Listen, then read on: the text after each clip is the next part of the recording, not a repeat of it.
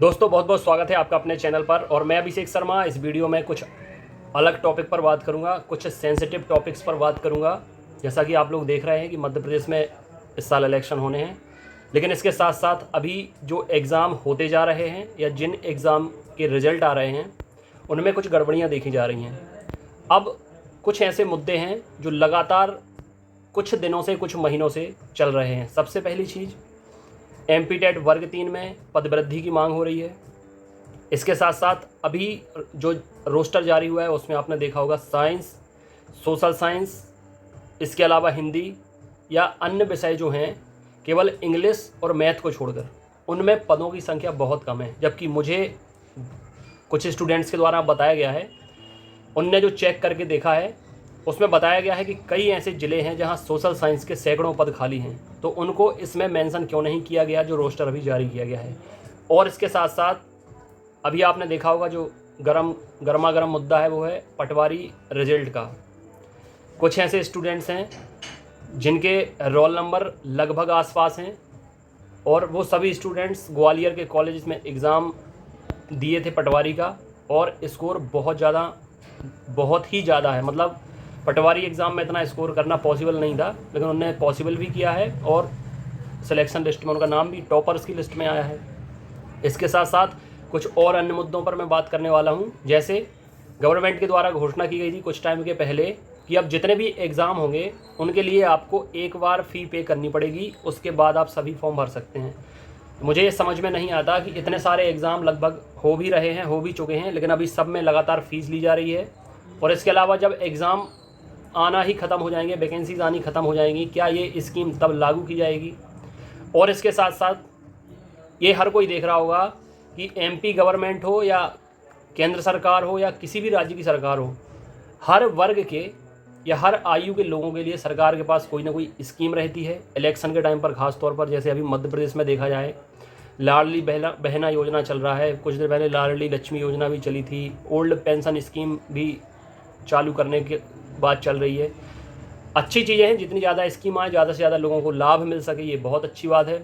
लेकिन एक जो चीज़ लगातार देखने मिल रही है वो ये देखने मिल रही है कि जो पढ़े लिखे बेरोज़गार युवा हैं इनके लिए ना तो बेरोज़गारी भत्ता की सरकार व्यवस्था कर रही है और ना ही इतनी ज़्यादा वैकेंसीज आती हैं कि ज़्यादा से ज़्यादा स्टूडेंट का भला हो सके।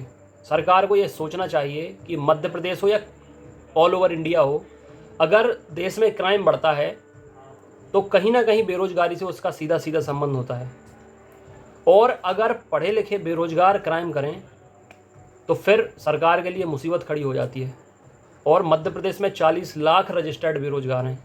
तो सरकार, हालांकि अभी एक स्कीम आई है सरकार के द्वारा कि उसमें आपको ट्रेनिंग भी दी जाएगी और 8 से 10 हज़ार रुपये महीना भी दिया जाएगा। अब देखिए उसमें कितने लोगों का भला हो सकता है। लेकिन मैंने ये वीडियो बनाना इसलिए ज़रूरी समझा क्योंकि पहली चीज़ तो ये कि लगातार कुछ नए स्टूडेंट हैं जो मुझसे जुड़े हुए हैं और उनकी मुझसे शिकायत है कि आप ऐसे मुद्दों पर वीडियो नहीं बनाते हैं। तो सबसे पहले तो जो नए लोग हैं उन्हें बताना चाहूँगा, और जो पुराने लोग हैं वो तो जानते ही हैं, लेकिन ये वही लोग जानते होंगे जो मुझसे शुरू से जुड़े हुए हैं। मैंने अपना चैनल किया था 2018 के अंतिम माह में शुरू, ठीक है। 2018 लास्ट में मैंने अपना चैनल बनाया था, और चैनल सिर्फ़ और सिर्फ इसी वजह से बनाया था क्योंकि मध्य प्रदेश में बहुत सारी भर्ती घोटाले होने लगे थे, पेपर लीक होता था, रिजल्ट में गड़बड़ियाँ होती थी और युवाओं को बेवकूफ़ बनाया जाता था। इसी वजह से मैंने अपना चैनल बनाया था, और चैनल भी इसी वजह से बनाया था। उस टाइम पर ग्रुप 4 अभी जो एग्ज़ाम 15 तारीख से होने वाला है, ये 2018 में हुआ था। इसके पहले तो 2018 में ग्रुप 4 का जो एग्ज़ाम हुआ था, इस समय जो टॉप 10 की लिस्ट में स्टूडेंट थे वो पटवारी एग्ज़ाम, आपको याद होगा 2017 में पटवारी एग्ज़ाम हुआ था। टॉप 10 में ऐसे सभी स्टूडेंट जिनके 2017 पटवारी एग्ज़ाम में 45, 46, 47 नंबर आए थे 100 में, उनके ग्रुप 4 एग्ज़ाम में 100 में से जस्ट डबल नंबर आए थे। यानी जिसके 45 आए थे पटवारी में 100 में से, उसके ग्रुप 4 में 100 में से 90, 92, 94, 96, 95 ऐसे नंबर आए थे। मतलब कोई स्टूडेंट कुछ टाइम में इतना ब्रिलियंट नहीं हो सकता कि जो 3rd क्लास के नंबर लाता हो अचानक से वो टॉपर बन जाए। और सभी के सभी, जैसा भी आपने देखा होगा पटवारी में एक ही कॉलेज से बहुत सारे स्टूडेंट निकले हैं, ऐसा ही उसी टाइम पर हुआ था कि ग्वालियर के एक कॉलेज से ही ये सभी टॉपर निकले थे। लेकिन हुआ क्या, हम लोग भोपाल गए, हम लोगों ने आंदोलन किया, धरना दिया, प्रयास किया।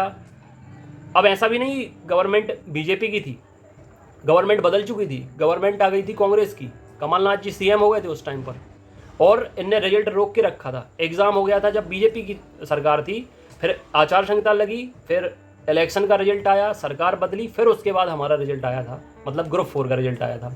और ग्रुप 4 के रिजल्ट आने के बाद जब सब लोग इकट्ठा हुए, भोपाल में आंदोलन किया, धरना दिया, उसके बाद जाकर सिर्फ और सिर्फ क्या हुआ, कमलनाथ जी बोले कि हम जांच कराएंगे इसकी जो भी हुआ है। और जांच किससे कराई थी, तब ये जो ईएसबी, अभी जिसका नाम ईएसबी हो गया, ये पीईबी था उस टाइम पर, और जांच किससे कराई, पीईबी से। तो पीईबी ने क्या है, अपने ऊपर जिसके ऊपर कोई कलंक लगा हो वो उस चीज़ को एक्सेप्ट नहीं कर सकता। पीईबी ने 2 दिन में जांच पूरी करके हरी झंडी दे दी कि कोई भी गड़बड़ी, कोई भी खामी नहीं हुई है, सब कुछ क्लीन एंड क्लियर हुआ है। तो वहाँ पे कुछ भी नहीं हुआ। सरकार, एग्ज़ाम हुआ था बीजेपी की गवर्नमेंट में, रिजल्ट आया, भर्ती हुई कांग्रेस की गवर्नमेंट में, लेकिन वहाँ पर कुछ भी नहीं हुआ। उसके बाद फिर एमपी टेट वर्ग 1 और वर्ग 2 का रिजल्ट एग्ज़ाम हो चुका था, लेकिन रिजल्ट नहीं आ रहा था। रिजल्ट के लिए कितने प्रयास करने पड़े, आप लोग अभी भी देखें जाकर शुरुआती वीडियोज़ में, कि इंदौर में हम लोगों को रैलियाँ निकालनी पड़ी, दीनदयाल गार्डन, डीडी गार्डन से लेकर कलेक्ट्रेट तक मैं था लीड करने के लिए। इसके साथ साथ दीप्ति सिंह एकेडमी के सर थे, और भी बहुत सारे मेंटर थे वहाँ पर, और बहुत अधिक से अधिक संख्या में स्टूडेंट्स भी इकट्ठा हुए थे। जोरदार आंदोलन हुआ था, जोरदार रैली निकली थी, बाकायदा परमिशन के साथ कलेक्ट्रेट में ज्ञापन दिया था। उसके कुछ टाइम के बाद फिर रिजल्ट जारी हुआ था, और फिर इसके बाद आप लोगों ने देखा होगा नई भर्तियाँ आ नहीं रही थीं, भोपाल में धरने हुए, प्रदर्शन हुए।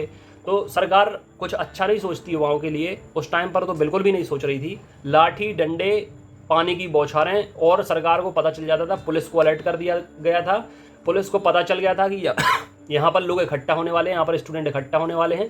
तो पहले ही जितने स्टूडेंट इकट्ठा हो रहे थे, बाहर से आ रहे थे, उन्हें शहर के बाहर ही रोक लिया था, बसों में भर लिया था और जंगल में छोड़ आए थे। कुछ को मतलब थाने भी ले गए थे, लाठियाँ भी पड़ी थी, बहुत सारे स्टूडेंट पिटे भी थे। तो ये हस्र होता आ रहा है अभी तक, जो आप लोग जानते नहीं हैं कि किन किन चीज़ों में हम इन्वॉल्व रहे हैं। अच्छा, सबसे बड़ी चीज़, मैं जिन जिन चीज़ों में इन्वॉल्व रहा हूँ, आपको जिनका मैं जिक्र करके बता रहा हूँ, वहाँ पर कोई भी बहुत बेहद अच्छा नतीजा नहीं आया। अच्छा, उसमें होता क्या है, मैं आपको एक चीज़ और बता दूँ, स्टूडेंट ही डिवाइड हो जाते हैं। रिजल्ट आने के बाद स्टूडेंट 2 कैटेगरी में डिवाइड हो जाते हैं, मैं शुरू से देख रहा हूँ। एक तरफ जो कुछ पॉइंट से रह जाते हैं या जिनका सिलेक्शन नहीं होता है, वो आ जाते हैं आगे। उन्हें वो सब कोई चाहता है कि इसमें जो एग्ज़ाम में या रिजल्ट में गड़बड़ियाँ हुई हैं, धांधली हुई है, इसको हटाया जाए, जांच की जाए, रिजल्ट को रिवाइज़ किया जाए। और कुछ ऐसे स्टूडेंट होते हैं, बल्कि अधिक से अधिक संख्या में ऐसे स्टूडेंट होते हैं जिनका हो जाता है सिलेक्शन, तो वो सामने आ जाते हैं कि हमारा सिलेक्शन हुआ है एकदम फेयर, हमने ना कहीं से पेपर ख़रीदा है, हमने ना कहीं से सेटिंग कराई है, ना जुगाड़ लगाई है, इसलिए हम एग्ज़ाम एकदम फेयर हुआ है। वो एकदम बोलते हैं कि कुछ भी नहीं होना चाहिए, हम मतलब अगर हम अच्छी तरीके से सिलेक्ट हो गए हैं तो उन्हें लगता है कि हर कोई अच्छे तरीके से सिलेक्ट हो गया है, तो वो फिर सामने आ जाते हैं। वो नहीं चाहते कि किसी एग्ज़ाम में किसी भी तरीके की एक्शन होनी चाहिए।